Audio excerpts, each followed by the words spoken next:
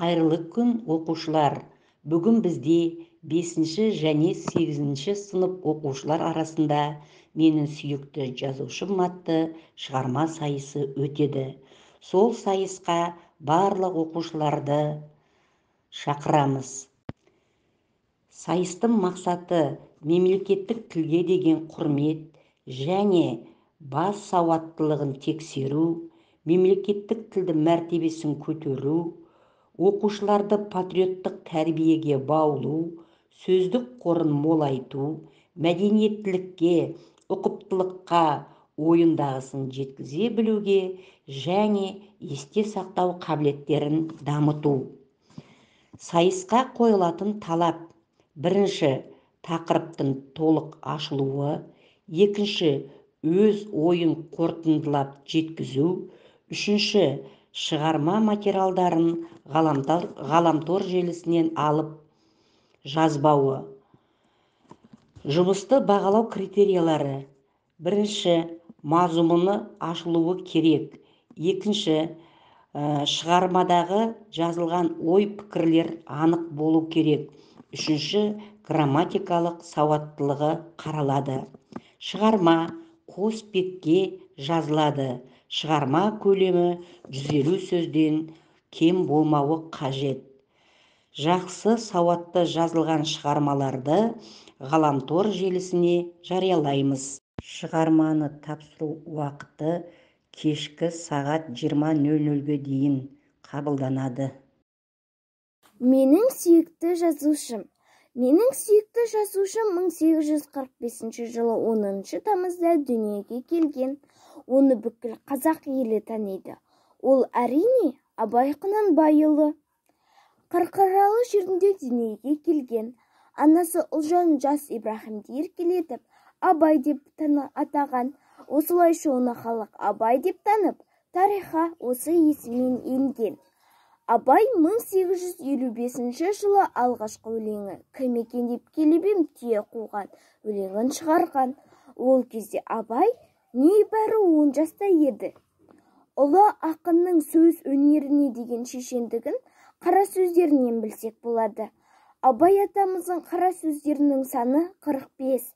Кітаптан оқуым бойынша 1890 жылы жарыққа келген бірінші сөзінде қара сөз жазуды бастайтындығы айтылған.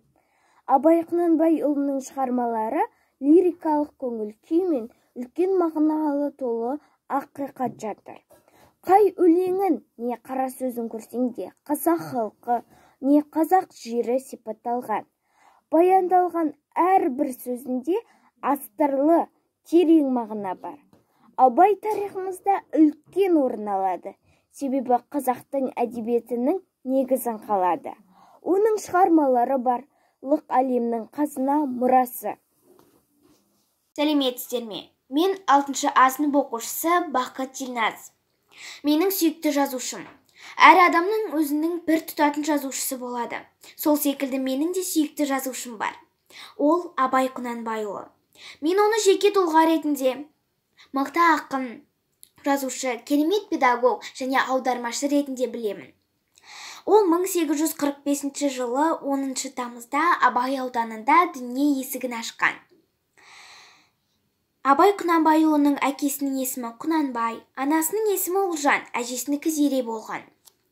Абайдың шын аты Ибрахим болған, тек оны Абай деп атап кеткен. Әжесі Зере Абайға түрлі әңгімелер айтып өсірді. Алғашында Ғабитхан деген татар молдасынан мұсылманша хат таниды. Кейін 10 жасында Семейдегі Ахмет Ризаның медресесінде оқи бастайды. 3 жыл өткен соң Приходская школада орысша 3 ай оқиды. 13 жасынан бастап әкесі оны саяси істерге араластыра бастайды. Шығармашылығына келетін болсақ, бәріміз білетіндей Абайдың 45 қара сөзі және әртүрлі тақырыпта жазылған өлеңдері бар. Оның әр шығармасының астарында қаншама ой мағына, тәлім тәрбие жатыр. Абай атамыздың өлеңдерінің бәрі ұйқасқан, әрі көркем сөздермен жазылған. Сонымен қатар желсіз түнде жарық ай, көзімнің қарасы өлеңдері бар. Мен оның қыз, күз, жазғы түрі, қалың елім қазағым қайран жұртым және тағы басқа өлеңдерін жатқа білемін.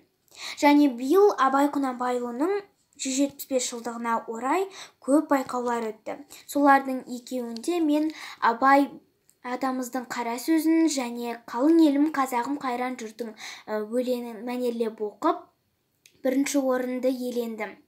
Осындай себептердің арқасында Абай Құнанбайұлы менің сүйікті жазушым. Мен бала кезімнен әдебиетке жақынмын. Шығармаларды, әдеби кітаптарды көп оқығанмын. Және осының ішінде маған ұнағаны Данышпан атты кітап. Бұл кітаптың авторы Қадыр Мырза Әлиев. Яғни менің сүйікті жазушым осы кісі десе де болады. Ал неге осы шығарма десеңіздер, ақын бұл шығарманы беріліп жазған.